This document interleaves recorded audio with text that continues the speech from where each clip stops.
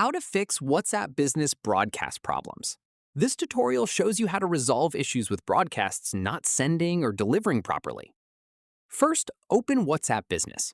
After that, tap the three dots at the top right and tap on New Broadcast. From there, check if the contacts you're trying to broadcast to have your number saved. This is the most common reason broadcasts fail to deliver. Recipients must have your number saved in their contacts for the message to reach them.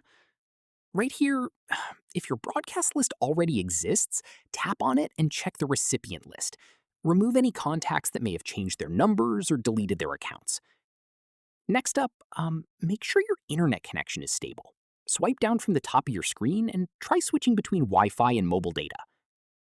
Moving on, long press the WhatsApp business icon and tap App Info.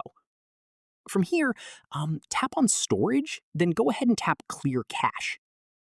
After that, go back to App Info and tap Force Stop, then tap OK to confirm. Following this, open the Play Store, search for WhatsApp Business, and install any available update. Next, press and hold the power button until the power menu appears and tap Restart.